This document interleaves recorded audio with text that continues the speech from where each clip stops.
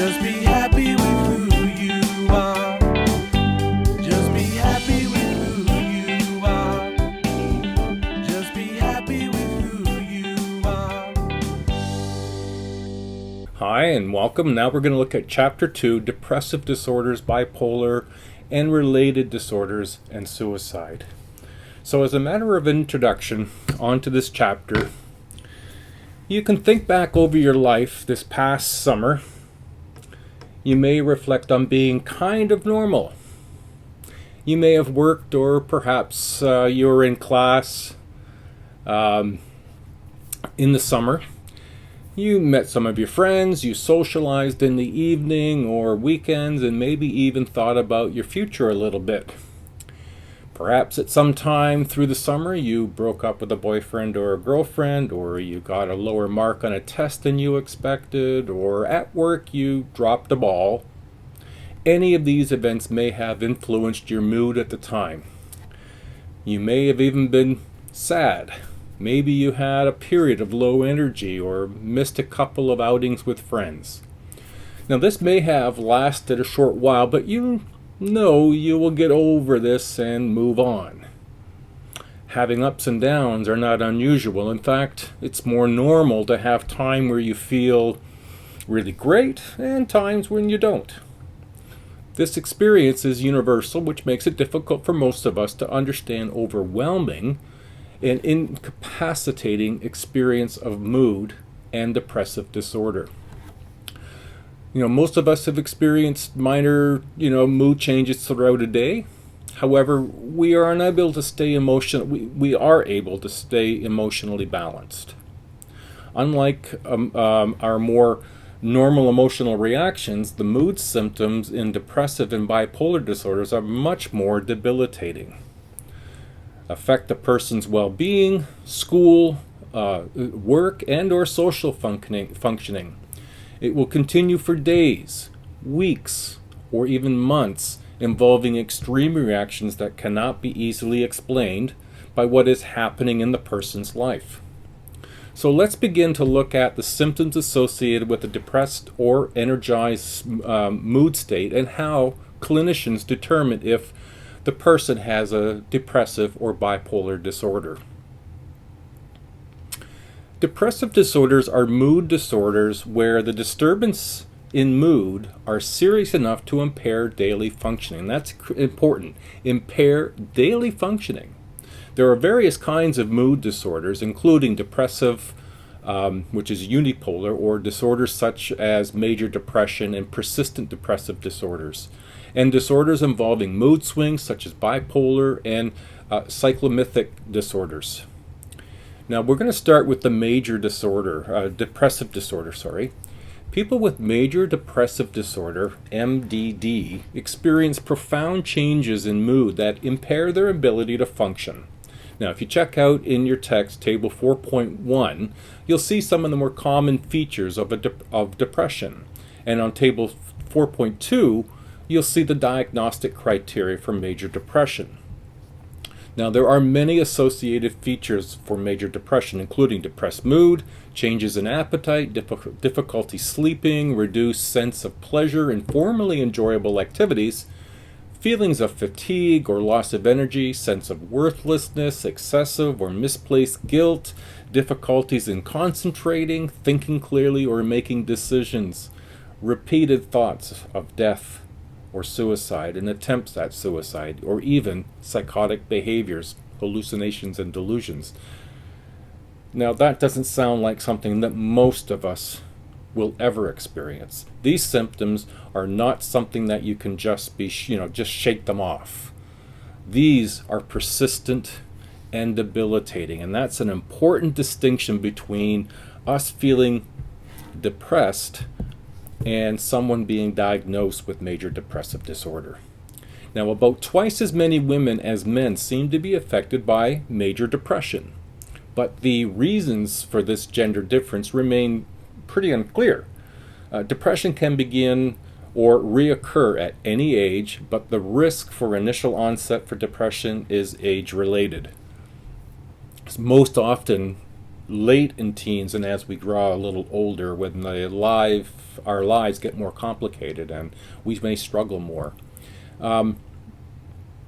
Depression disorder, it's been increasing worldwide. Now, for some people, they report that moods are affected by the seasons and weather, most notably winter and summer. Feeling good in the summer, we got longer daylight, moody and depressed in the winter where we have shorter days. This is known as seasonal affective disorder, or SAD. It affects women more than men. It's most common among young adults, possibly occurs in children, but not as commonly as in young adults. Some of the features of SAD include fatigue, excessive sleep, craving carbohydrates, and weight gain. Now, major depressive disorder with peripartum onset is an addition to the DSM-5, and it's characterized by persistent and severe mood changes following childbirth. Now, this used to be known as postpartum depression. So if we're looking at some of these sort of depressed conditions, what might be some of the risk factors? Well, there's several risk factors. Our age. As we get older, some of these factors start to be more pronounced, perhaps. Socioeconomic status, marital status, these affect the risk for depression. Now, persistent depressive disorder is a form of chronic depression. Dysmethia, that is milder than major depression, but may nonetheless be associated with impaired functioning in social and occupational roles. It is noted that both major depression and persistent depressive disorder are unipolar. That is, the mood disturbances are only in one direction, and in this case, sort of downward, if you will, depressed. Now, some people have a fluctuation in moods in which they go in both directions, both up and down, which are more extreme that would be considered usual ups and downs. We might all have moments of feeling particularly happy and excited and moments of feeling particularly sad and depressed, but we wave through them, and they might be on this kind of a scale. Now, someone who's going through this in a more serious condition, these types of disorders are often known as bipolar. They are more extreme ups and downs, and they last longer. Now, bipolar is what this is known as, and there are three types of bipolar. There's bipolar 1, bipolar 2, and cyclothymic. We'll start with bipolar.